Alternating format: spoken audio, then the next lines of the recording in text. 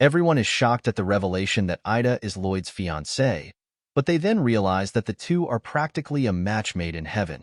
Ida asks Lloyd if he wanted to think things over first. However, Lloyd rejects this and tells her that he knew she was the perfect match the moment he saw her. Ida is annoyed and thinks to herself that she needs to have the male lead and the female lead meet up already. Meanwhile, Kaye's roommates are upset that they were assigned to the same room as her, and they suggested asking the professors to change dorms. Kaye tells them that if they want to leave, then they should just go. She then sits on one of the beds and claims it as her own. One of her roommates gets upset, saying that she wanted that bed. Someone suddenly asks them what's going on, noting that everyone seems to have arrived. The roommates go over to the girl named Caroline and are upset that they had to room with the demon lord. Caroline, however, goes over to Kaye and reaches out her hand. She introduces herself as Caroline Velasquez, and Kaye finds her name to be a bit familiar, as if she had heard it before. The other roommates asked Caroline if she was serious about wanting to be roommates with the demon lord. Caroline tells them that those are all just baseless rumors, and that Kaye could just be someone with very powerful magic. Caroline asked Kaye if she wanted to go to magic classes with her, and Kaye accepts. The scene cuts over to class during the next day, and Caroline asks Kaye that they should sit in the front of the class. Everyone is confused as to why Caroline is hanging out with the reincarnation of the demon lord, but they're soon distracted by the arrival of the couple of light, as both Ida and Lloyd enter the classroom. Meanwhile, Ida is annoyed, since Lloyd had been waiting for her outside her dorm since dawn, and she can't shake him off no matter how hard she tries. Kaye tells Caroline that Lloyd is narcissistic and dumb-looking, and she tells Caroline to never date someone like him. Lloyd asks Ida where they should sit, and Ida gets excited at the sight of the female lead. She tells Lloyd that they should sit at the front, since she plans on pairing up the two protagonists together. However, Lloyd walks up to the two girls and tells them to go sit somewhere else. Caroline and Kaye are confused by what just happened. Ida suddenly interjects and says that Lloyd is actually a good person. Ida tries to convince Lloyd that Caroline is a wonderful girl both inside and out, but Lloyd tells Ida that she is even better, which pisses Ida off. Ida decides to just go along with being a villainess and tells the two girls to scram. Kaye tells Caroline to stay and that she'll deal with Ida. The scene jumps to 10 minutes later, where Lloyd and Caroline somehow ended up sitting together, while Ida sits with Kaye. Ida is upset since she only wanted Lloyd and Caroline to sit together, and she didn't want herself to end up sitting with the demon lord. The teacher tells the class to take out their magic tools, since they'll be learning the light-emitting spell. Ida is relieved to hear that they'll just be lighting things up, since she has a wand with a light bulb attached to it. Kaye asks Ida if she really possesses any magic, and Ida nervously says that she does.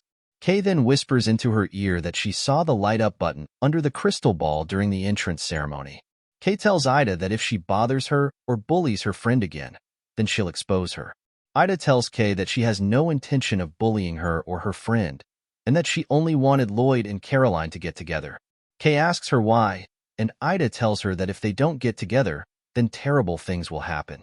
She thinks to herself how the two protagonists are meant to defeat Kaye in the future, and that they'll also stake her through the heart with a cross and seal her under a crystal glacier. Ida is suddenly confused, since she's starting to feel some sympathy for the demon lord.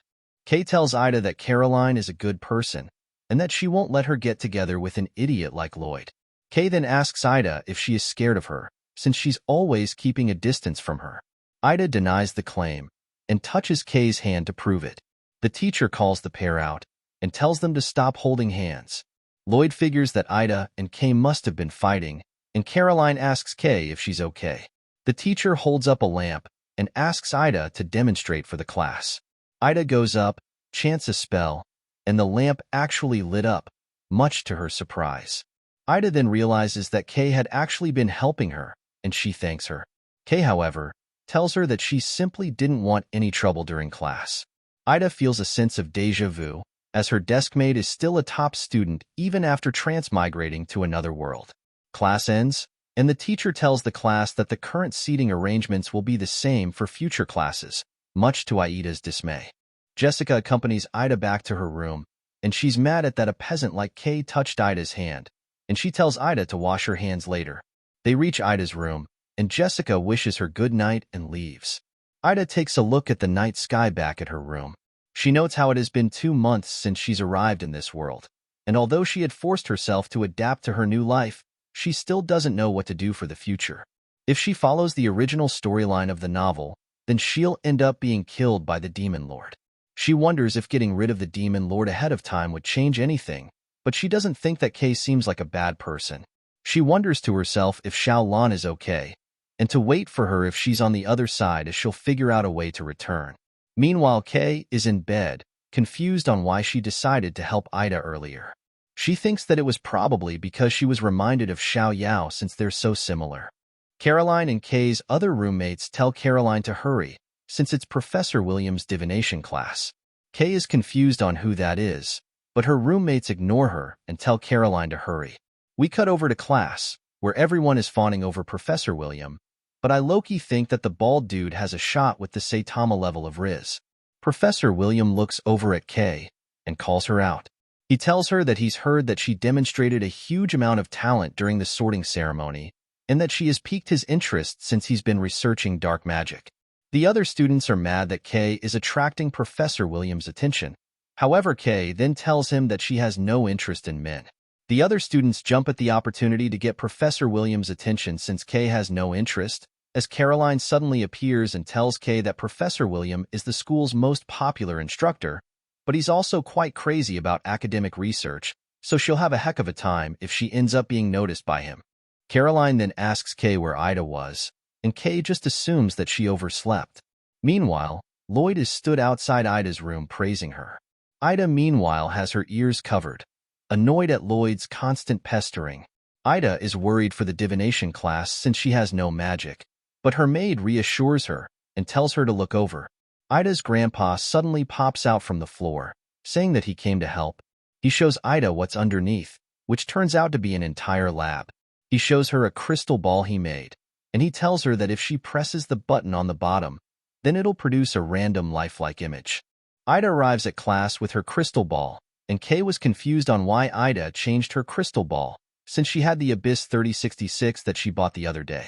Ida told Kaye that her family gave her a new crystal ball, and she offered to give Kaye the Abyss 3066. Kaye thanks Ida, and she starts to think that maybe she isn't so bad after all. Professor William begins the class, and he explains that a crystal ball is meant to reflect a user's thoughts. You'd have to think of someone and envision them in your mind. He then places his hands on his crystal ball, and an image of Kaye shows up, much to Kaye's confusion. He asks Kaye to come up and give the class a demonstration, and the students are all upset at how much attention Professor William gives to Kaye. Ida suddenly jumps in and volunteers. However, she is suddenly surprised, as her crystal ball would only show images of Kaye. Professor William inspects the crystal ball, noting that there's something off with it. He then glares at Ida and tells her to stand out in the hallway as punishment. Ida reveals that Professor William was actually a follower of the Demon Lord Valerie, and he hid in the academy disguised as a professor and was trying to find a way to revive the Demon Lord. She then explains that if she wants to stay alive, then she can either team up with the two protagonists to defeat the Demon Lord, or she could simply stop the revival of the Demon Lord. She decides that she can try her best to prevent the Demon Lord's revival while maintaining a good relationship with the two leads, just in case the Demon Lord does revive. The bell rings, signaling the end of class, and Kaye and Caroline's roommates are getting Caroline to go eat with them. Caroline suggests bringing Kaye with them, but their roommates sarcastically say that she should just go eat with Professor William since she loves to show off so much. They then proceed to drag Caroline away. Meanwhile, a bunch of students surround Ida, thinking that Professor William was being too harsh when he sent her out to the hallway. Ida, however, says to not blame him, since she did something wrong, and Lloyd compliments her on how considerate she is. Kaye looks over at Ida and tells her that the two of them really are completely different. We cut over to Ida having lunch, where Jessica is telling her about the athletic competition hosted every year, and that this year's event would be a flight competition. Jessica explains how the Light and Shadow College will each send 5 of their best students to participate in a flying race with a time limit of 3 hours. There are no restrictions on any tools that can be used to fly, and the first college to cross the finish line wins, with the prize of a 3-day vacation for all the students from the college. Ida tells the group that she'll be sure to cheer all of them on the sidelines. But Lloyd informs her that someone as outstanding as her will definitely be one of the 5 representatives. Ida internally freaks out, since she doesn't know any magic and can definitely not fly.